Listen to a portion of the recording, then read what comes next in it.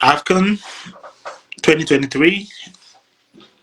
Did you watch the opening ceremony? I did watch the opening ceremony. Quite entertaining.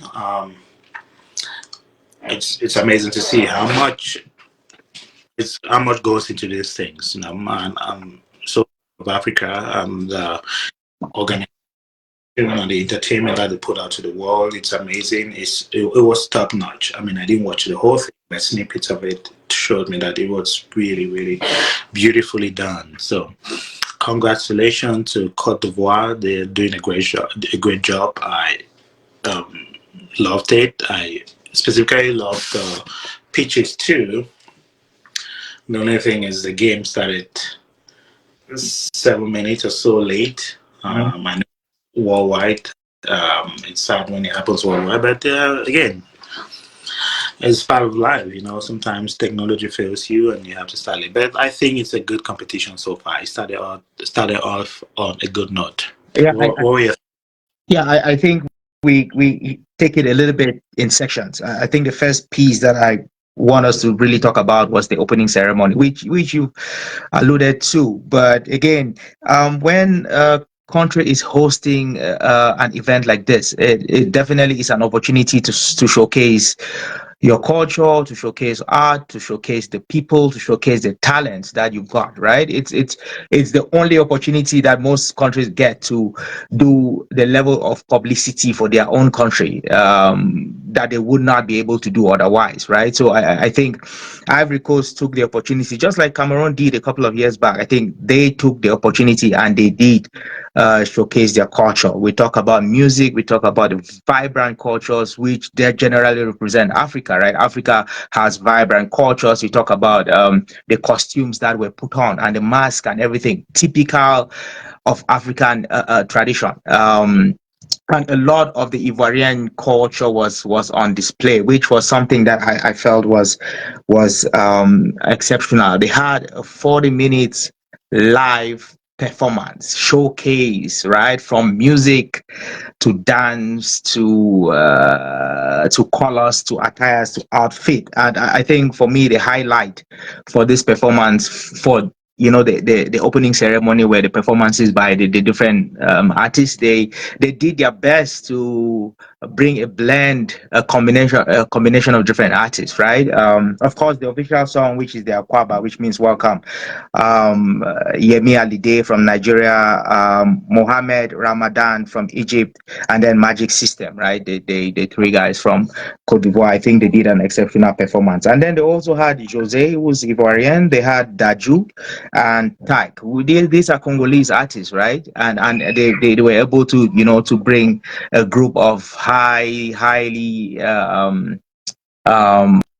well loved African talents to lead them in this performance. So yeah, I think that they generally did a great job.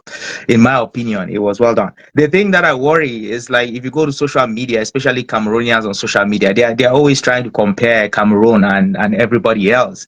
So now they are trying to pick Ivory Coast, the opening ceremony that they had, and then the opening ceremony that Cameroon had 2 years ago, and now it's all about Cameroon did well. For me, I'm not seeing I mean, friendly comparison competition is good, but in this case, I'm not one to make comparisons, right? I would rather Cameroon's situation was unique to Cameroon. It was different.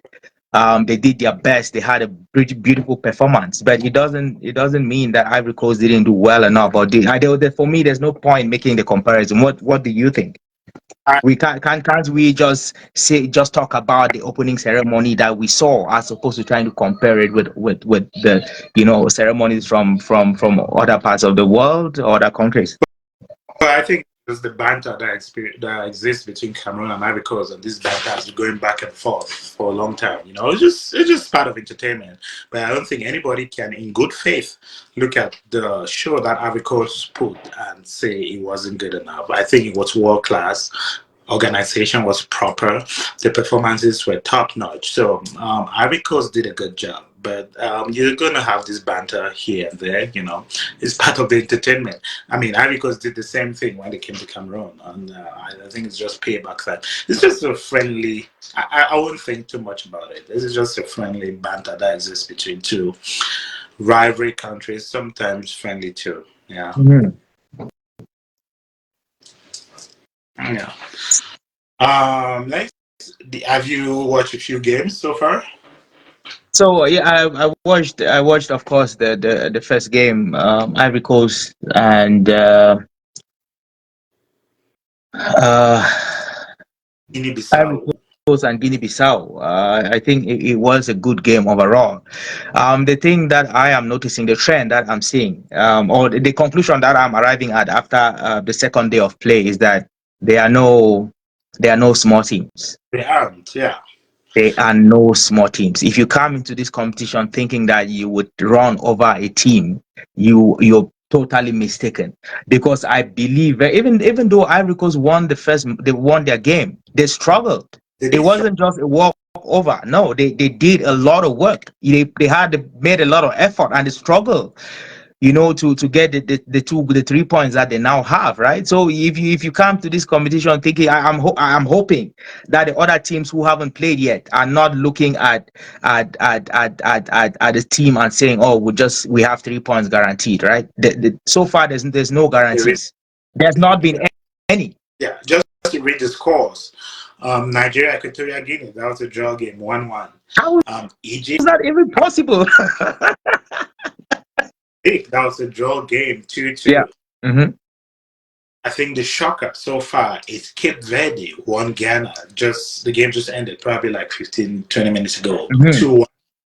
So really, to add to your point, there really isn't any small team. Gone are the days in the 80s, 70s, 80s, 90s when you could talk of Cameroon, you could talk of Nigeria, you could talk of Egypt. Gone are those days. A lot of these smaller countries, in terms of football, have invested a lot in their football development. So they are very competitive. They are very motivated. They want to showcase themselves as contenders of this competition too. So it's really amazing to see how much these teams have grown, how much they can go shoulder to shoulder with the so-called big boys. I don't think there's any big boys anymore in this competition. I mean, if Egypt is joined with Mozambique, and if Ghana's losing the first game, that's to tell you that these guys are coming up very serious. Uh, they're very competitive. They are not scared to go against the old names that we've known for decades. That was a shocker to me. And I know before we tipped Nigeria as one of the best teams in this And competition. don't say we, don't say you did. They have the best African player, and they have some guys who are playing in top clubs. But that doesn't seem to translate to a national team, which I, is surprising. I did read a comment from some guy. He was talking about the Nigerian team and saying sometimes your best player is not the one who takes you far, Right. because sometimes according to him, Nigeria did not win because So, their best player, yeah, wasn't performing at the level that they hope that he would, right? So sometimes it might even be good to have a team with average players who have something to show, who are here to prove a point, who are here to make a name. For those players who already have a name, playing in top clubs in Europe, there's a lot of caution around how to play when they come down to play with us here, right? It's like, oh, what if I get an injury and I can't go back, and that is where the money is. There are clubs in Europe and in Saudi Arabia, wherever they are. That is where the money is. So when they come here to play, they play. They don't give in their best. They don't put in 100%. Right?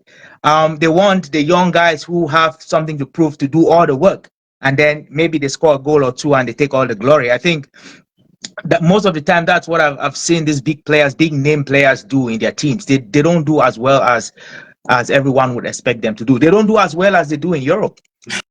no, no. Well, I think it takes a while to adjust to a new competition for you guys to get into the groove. these guys have not been playing together. I mean, it's not like a club where they play week in, week out. This is national competition. They play in different teams, different play styles. So it takes a while to get them to, you know, play together. But again, that seemed to be the argument that every one of them would present. But these guys have been playing for a long time. How did they qualify for the tournament? Yeah, Who, yeah. who were they playing with when they qualified for this tournament, right? It was the same players. So when you come now and you're not performing your best, just say, I mean, admit that you're not performing well. Don't start making excuses and say, oh, I've not played with these guys for, oh, I do better there because or the pitch is not this good, or this is, they always find a reason to blame someone for their poor performances, right? But I think logically that they don't give in their best. It's just something that they come knowing that this is not where the money is. I'm not going to give 100%. I don't think they do. Well, I think So the argument about not playing with this guy, I've not, they bring people with different play styles. No, this guy is played for, I think qualifiers is about a year or so, right? So they've been playing together for a long time. well, that's part of it, but I also think the competition is stiff. The other teams are not there to joke around, so they are giving them a tough run for their money. If you are not performing at the top level, do not expect that the other team is going to just let you bear the Walk over name of the to roll over them. It's not happening. Everybody is there to compete. Everybody is there to win the cup. There's no fear factor there that the smaller teams will be fearing the other teams. And it's very impressive how much African football has grown over the years. So I am impressed. I am impressed that these teams, without the big names, without the top talents, can still put on a big show and with sheer passion, Mhm. go to toe to all these so-called big names. I mean, Egypt. Look at the Egypt game, Mozambique. I dare you to name anyone from the Mozambique national team. Um, I, you don't I, know. I basically couldn't identify any of them. Most of them are playing in lower level, lower tier teams around the world. Talk of Egypt, you have all the Mohamed Salah, you have all the guys. They have bigger names and bigger teams, but they barely got a draw out of that game. I think they only drew at the 97th minute or something. Mhm. Like that tells you, Ghana lost at extra time to Cape Verde. I mean, Cape Verde, they've been to the competition quite a bit, so they have some experience. But again, I dare you to name any top player in that team. No, No, it's just no, sheer passion, sheer determination. The guys are putting in the work, so you can have the names, but it doesn't take you very far. I think that's what. exactly. And I think that's the argument the guy I read from was making, that sometimes it's better to have the no-name players who come together and giving their very best, as opposed to have all these big name players who prove to be disappointing most of the time. Again, just like we said, I mean, when I try to find favorites for this tournament, it was mostly Morocco, No, Senegal, Egypt, and Nigeria. Those are the four names which were consistent from every site I went to check. And now we see Egypt and Nigeria have demonstrated that they might not be worth being on that list of no, favorites. It's yeah. it's almost evident that the, people have to sit back and think about who they think would be favorites for this game. I think Morocco and Senegal. Well, we'll see what Senegal does tomorrow. And then we'll see what Morocco has too, right? But again, so far for the out of the four, I think Nigeria and Egypt have demonstrated that favorites, well, I mean, they might not. I will not be so quick to write them off. It's still the first game, and people are still rusty. You still try to learn your teammates. A little tweaking has to happen. I won't be so quick to write them off. I think they can bounce back. So, Mhm. um, I'm still sticking to Nigeria. I think they can still go far if they happen to put their act together in the second and third games. Hopefully, they can gain points. But again, they are playing. I think they're in the in the group with Ivory Coast. So Mhm. how do you do that? Yeah. But everybody was expecting them to crush Equatorial Guinea. That didn't happen. So I won't be so quick. To be fair, I will be worried if I'm a Nigerian, but I won't be so quick to write them off. Did you Same did you understand why Cameroon isn't named as a favorite in this tournament? because any we don't have any top player in the top league. I mean, even look at our qualification record. We barely scratch by. Song is picking up points here and there, loses some games. There wasn't any consistency in our run up to the competition. The qualifiers, I think it didn't happen till like the second to the last game. While other teams, so we're basically one of the few teams to qualify. But again, we are nameless in terms of the big names, so it is an opportunity for people to just show sheer passion, which is what has been propelling Cameroon for a long time. Mhm. So they are there. I won't put them in my top 14, but I think they are there. I mean, back in 2017, we didn't have top players, but we won the competition. Um, the time we had the top players, we didn't perform quite well. So it might just surprise people. I think we'll qualify out of the group stage. We might go on to, and when you qualify out of the group stage, anything can happen Mhm. from there. I think we have a chance to qualify out of our group, and then hopefully we can make a statement in the knockout stages. Because who do we play tomorrow? Let me see. Is this Guinea. an act of arrogance? I don't even know who will play tomorrow. We are playing Guinea. We're playing Guinea. Yeah. Mhm. Yeah. They're decent side, so they yeah. We don't have any big names, so we'll see how the young guys perform. Abubakar had an injury.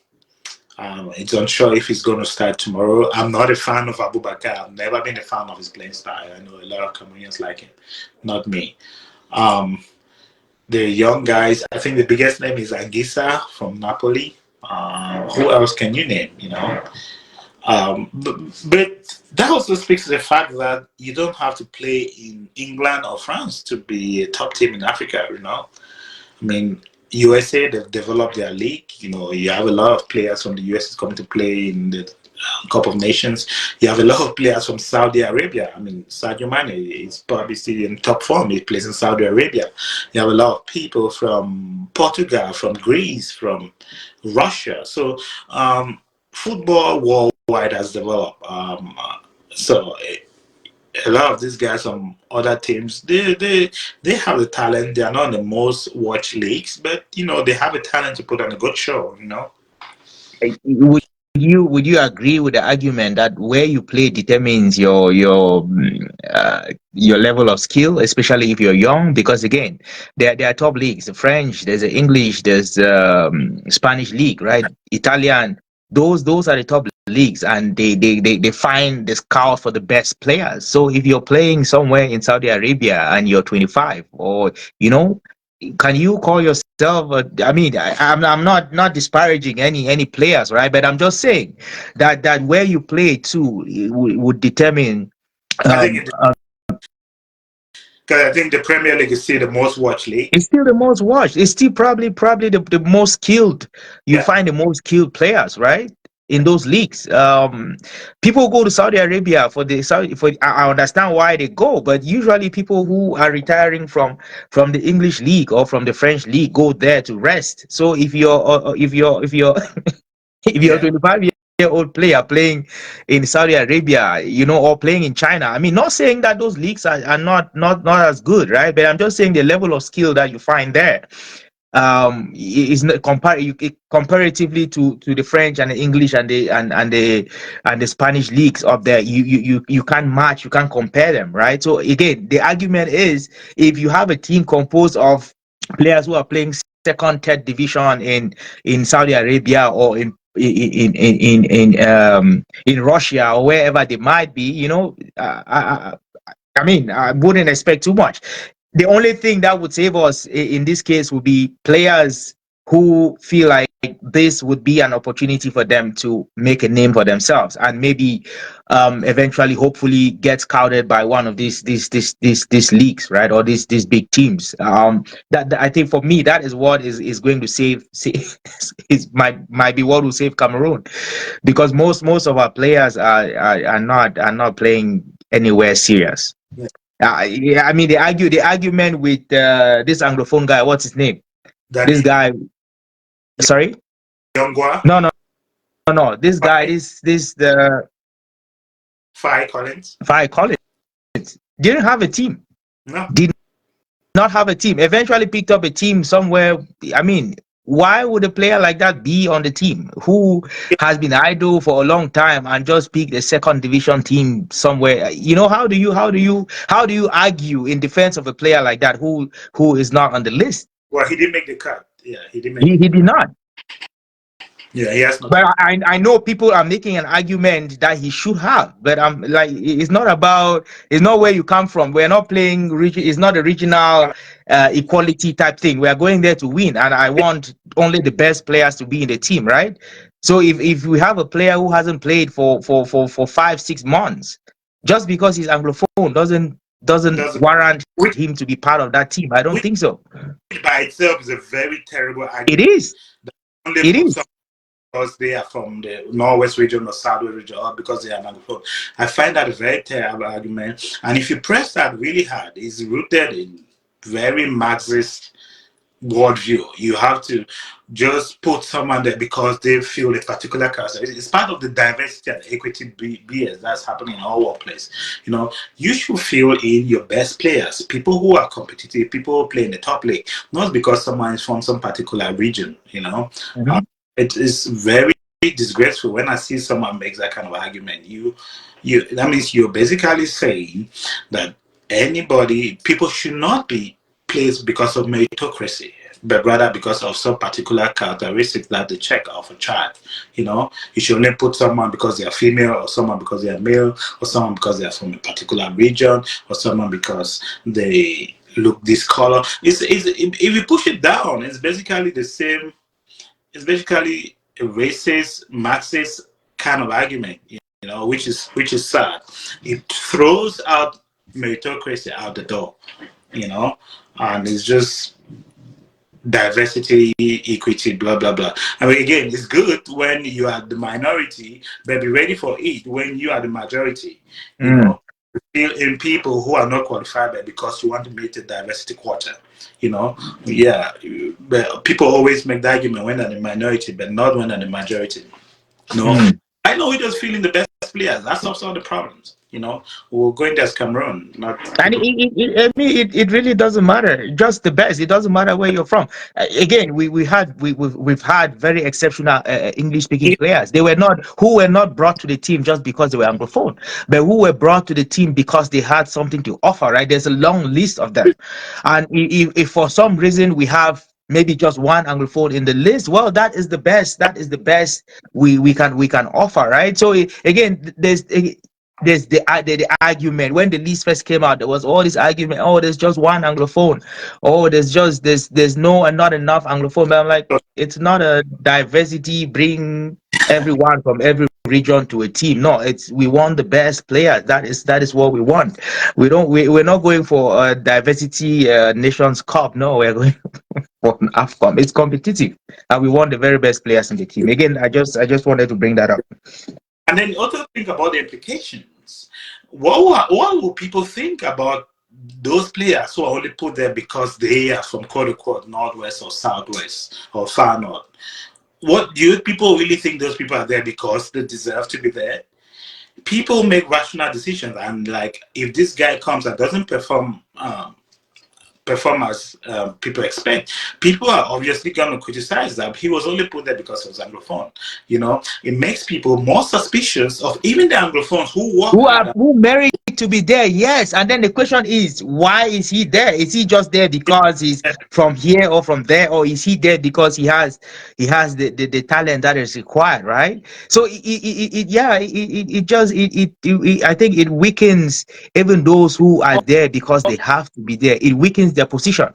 Position, right? It's just like, oh, we're only putting people in the position because they are women. Like even the women who qualify, they're going to get the bad rap because everybody thinks that they were there because they're women, or they only put someone there because they're black. Even if you're black and you qualified, everybody is gonna. They're probably not gonna say it to your face, but they're gonna think that you're only there because you had to fill a particular quota. So all this to say, I'm not a fan of this diversity equity BS. It destroys the workplace. It destroys meritocracy. It doesn't put the best people in the correct positions. I agree. There's also one challenge that I've had with this tournament. It's where do you watch it? Oh, I have an app that I watch. Yeah, the football app, which is what we watch in here in The Canada. Fubu. Okay. And is it easy to get? Is it accessible? Is it expensive? Again, I'm asking for people who might not know because what I did was I don't have Fubu, but I did go to my internet provider and I subscribed to BEIN Sports, Oh, who I believe were also going to to uh, provide matches, right? I thought they would. yeah. And then today, I woke up early this morning, went downstairs to go watch the games, and they were showing French league. It was mostly a French league. So I think my worry is that I'm not sure why we picked January for Yeah. this tournament because it now AFCON, the African Nations Cup, is in competition with other leagues that are happening right now. Like they would rather show a game from the French league than show. That's what I realized this morning. So the entire time I've been watching PSG play, I've been watching mostly French league. Yeah. And then my question is, but I paid for this because I wanted to watch the African Nations Cup. Now it's in competition, and now they are preferring the other league. So I don't know if this timing is the Yeah. best. Do you think the African nations, because again, if it is a competition, they win every time, right? In terms of viewership, Yeah. if there's an AFCON match going on, unless it was a high level, game, they would not be in competition with a game from the French league, right? So my question is this the right time, or should we have organized the African Nations Cup at a time where the league games were either over or were on a break? Should there be a negotiation um between the football federation in Africa and federations in other parts of, especially in Europe, to kind of work out a time when this Nations Cup could happen? In terms of players too, I know our beloved goalkeeper Onana had a game today, and then now he has to go down. He has to fly down to Ivory Coast for a game to play with the Cameroonian side tomorrow, right? So, I mean, the logistics and viewership. Should we think about how we want to do this better next time? Do you think? Yeah, well, I've had that thought for a long time, and it's interesting to watch the AFCON, the CAF, which is responsible for AFCON. Their argument is the weather in Africa in June and July is not the most favorable. It's rainy season. Um, it's very the high chances of rain. Well, rainy season, so you have a high chance of disruption of the game. So Mhm. the time plus this calendar too kind of works in favor with Africans calendar for soccer, which Okay. is different because they have a different climate, they have a different topography and stuff like that. In Africa, there's a lot of landslides and natural disasters that happen in the rainy season. So it came back and was decided that January it's the most favorable time weather-wise, and also because of the calendar of the African Yeah. football Own leagues, right? league. Um, so yeah, and I've thought about that, but my argument, I tend to agree with them, is we cannot keep feeding the European League or making adjustments to meet the European League. I mean, Mhm. we have to run on our program. I mean, there's a lot of disadvantages to the players, the African players who play in European League. Trust me, you go to the Nations Cup and you go far, you almost come back and you lose your position in the team because someone comes in and plays. So yeah, I think the schedule is important for Africa to develop its own football and its own calendar that will meet the needs of players in Africa, not just run on the European calendar. Sad for those who are playing in Europe right now, like Onana, who just played today, has to travel tomorrow or tonight. Yeah, and has to come back, and they have to come back. And now someone's already playing in their wings. So